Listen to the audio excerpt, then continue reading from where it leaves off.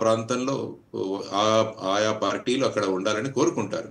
ఆ ఎన్నికల్లో కూడా చూసినా కూడా మీరు అమరీందర్ సింగ్ గారు ఆ తర్వాత జరిగిన పరిణామాలు దానివల్ల అక్కడ ఫైనల్గా ఆప్ అక్కడ జయించడం జరిగింది.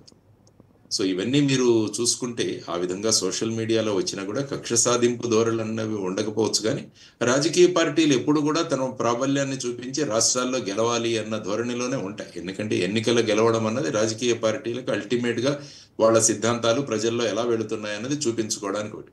కాబట్టి ఇంకా ఇప్పుడు పంజాబ్ ప్రభుత్వం ఇంకా జాగ్రత్తగా వారి గవర్నెన్స్ ని, పాలనను ఇంకా మెరుగు చేయాల్సిన అవకాశం ఉంది. సో ఆ విధంగా, ఎందుకంటే ఆమ్ ఆద్మీ పార్టీకి ఉన్నది ఒకటే ఒక ప్రభుత్వం రాష్ట్రం. ఇప్పుడు పంజాబ్ లో. ఆ తర్వాత కొన్ని మిగతా గుజరాత్, గోవాలో కొన్ని సీట్లు ఉన్నా కూడా మెయిన్ గా వాళ్ళ చేతుల్లో ఉన్న ఈ ప్రభుత్వాన్ని, తర్వాత వీరి దగ్గర ఉన్న 25 సీట్లు, వీటిని కూడా ఒక ప్రతిపక్షంగా ఏ విధంగా వాళ్ళు ప్రవర్తిస్తారన్న దాని మీద కూడా ఆమ్ ఆద్మీ పార్టీ యొక్క భవిష్యత్తు ఆధారపడి ఉంటుందని మనం చూసుకోవాలి.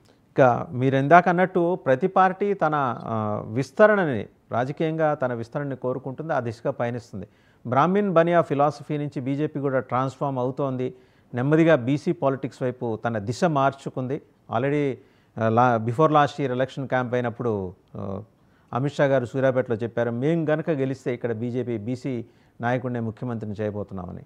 అటువంటి ఫిలాసఫీని వాస్తవంగా వాళ్ళు మధ్యప్రదేశ్లో ఇంప్లిమెంట్ చేశారు. బీసీ నాయకుడిని అక్కడ ముఖ్యమంత్రిని చేశారు. ఢిల్లీలో ఆ దిశగా, అంటే ఢిల్లీ ఎక్కువ కార్పొరేట్ల చేతిలో ఉంటుంది కాబట్టి, కార్పొరేట్ ఇన్ఫ్లుయెన్స్ ఉంటుంది కాబట్టి బీసీ నాయకుడిని చేసే అవకాశాలు ఏమైనా ఉన్నాయా? అంటే వాళ్ళు ఇప్పుడు ఆధారపడతారు. ఎందుకంటే ఢిల్లీ అన్నది ఒక కాస్మోపాలిటన్ ప్లేస్.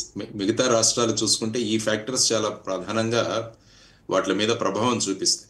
ఢిల్లీ అన్నది కాస్మోపాలిటన్ కాబట్టి అక్కడ పెద్ద ఈ కాస్ట్ ఈక్వేషన్స్ అన్నవి పెద్ద గొప్పగా చూసుకోదు, కానీ వాళ్ళు ఎప్పుడు కూడా గవర్నెన్స్ చూస్తారు. మనకి ఎటువంటి ప్రభుత్వాలు వస్తాయన్నది చూస్తారు. అందుకనే మంచి ప్రభుత్వం ఇస్తారన్న ఉద్దేశంతోనే 2 సార్లు ఆమ్ ఆద్మీ పార్టీకి బంపర్ మెజారిటీలు ఇచ్చారు, 27, 67, 63.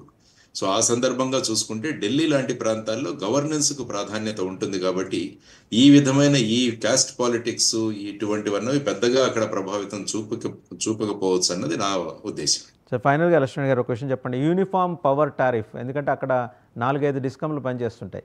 ఒక్కో డిస్కమ్ ఒక్కో టారిఫ్, డొమెస్టిక్ టారిఫ్ వేరు, కమర్షియల్ టారిఫ్ వేరు, మళ్ళీ 6 చోట్ల 6 రకాల టారిఫ్లు. ఈసారి బీజేపీ ఆ దిశగా ప్రయత్నిస్తోంది. ఎందుకంటే కంపెనీలన్నీ డిఫరెంట్ కార్పొరేట్స్ చేతిలో ఉన్నాయి. వాళ్ళందరినీ కూర్చోబెట్టి అందరూ యూనిఫామ్ టారిఫ్ ప్లాట్ఫామ్ మీదకి రమ్మని బీజేపీ అడిగే అవకాశం ఉందని అనుకోవచ్చా? ఉంటుంది డెఫినెట్ గా. ఎందుకంటే అక్కడే కంపారిజన్ మొదలవుతుంది కదా, మా ఏరియాలో ఇలా ఉంది, మా ఏరియాలో ఇలా ఉంది అని చెప్పేసి. అది మళ్ళీ గవర్నెన్స్ మీద దాని ప్రభావం చూపిస్తుంది. కాబట్టి ఆ విధంగా యూనిఫామ్ గవర్నెన్స్ అన్నదానికి పవర్ టారిఫ్ అన్నది కూడా చాలా ముఖ్యమైన విషయం. కాబట్టి నేను ఖచ్చితంగా Bharatiya Janata party unified power tariff దిశగా వీరందరినీ కూర్చోబెట్టి చేసే అవకాశం కూడా ఉంటుంది. ఎందుకంటే ఈ ప్రైవేట్ వాళ్ళు డిస్కామ్స్ అన్నవి చాలా మెయిన్ గా సిటీస్ లో ఎక్కువగా ఉంటుంది ఇది మీరు చూసుకుంటే.